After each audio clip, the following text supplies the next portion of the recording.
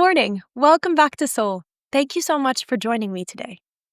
Today's episode is short and sweet, and what I want to do is talk a little bit more about gratitude, specifically starting with gratitude. Now, when I say start with gratitude, I don't only mean when things are good. It's not that something good happened today and you go, oh, I'm so grateful this happened. But I mean especially when things aren't, or when things are just neutral. I learned this lesson during one of the hardest years of my career. I started a job that to me was my dream job, or a step towards my dream job, but it felt at the time impossible. It was during the pandemic. I was working really long hours. I had endless emails. We were a tiny team because we were so overworked and underpaid. And I kept thinking, this has to end. I can't wait for this to end. I can't wait for this to end. But the more I wanted to escape, the worse I felt. And so one day I read about this and I thought, you know what? Gratitude. Great. Why not?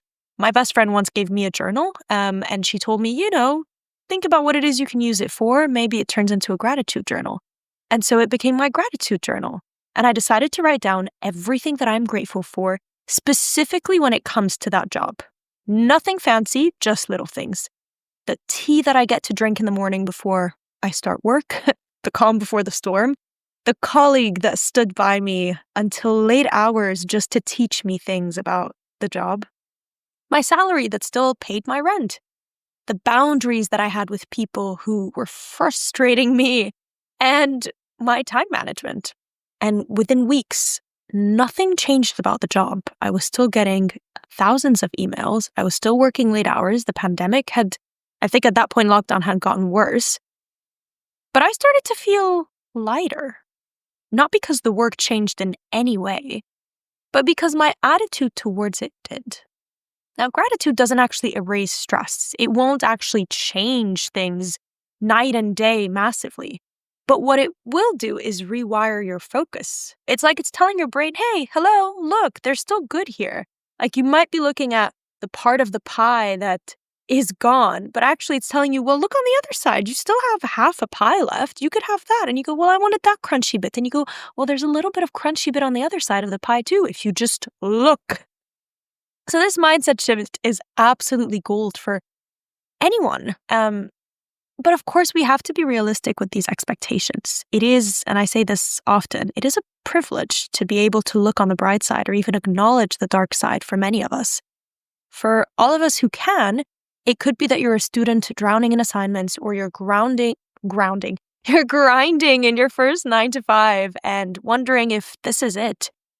Maybe you're just going through a rut and you feel like there's a darkness inside you and it just won't leave you.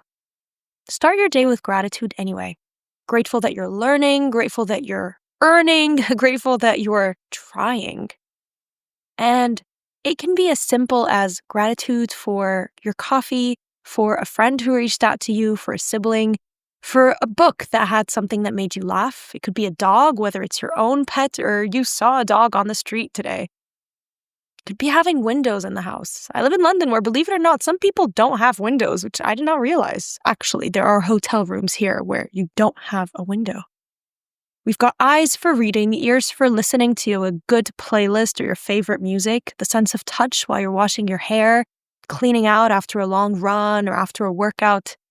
Feet that get you where you need to go. Ariel in The Little Mermaid didn't have that.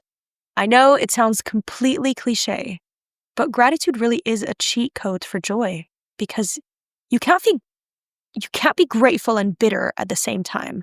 You can be grateful and still long for something better, and you can be grateful and sad, but the gratitude attitude, I like that, it will actually get you through to where you want to be.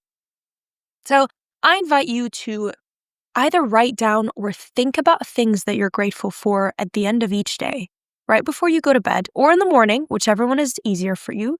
Just tell yourself, I'm grateful for, and think of everything that happened that day. And if you believe that nothing good happened that day, then that week. And again, find things to be grateful for. The more you find that, the more you look for that, the more you realize that you're starting and ending your day with appreciation. And trust me when I tell you, it is life-changing. I remind you that we do this step by step, day by day. Thank you very much for joining me today, and I will see you next week on Soul.